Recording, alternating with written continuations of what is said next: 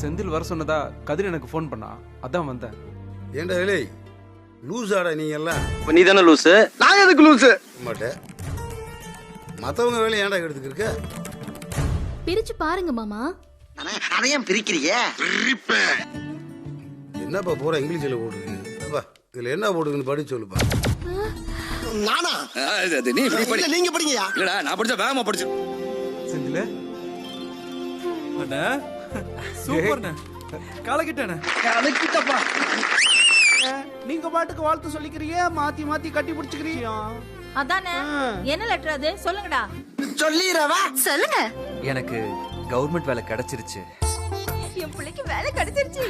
கண்ணு சந்தோஷத்துல எனக்கு கை ஓடல கால் ஓடல. நான் நம்புறேன்.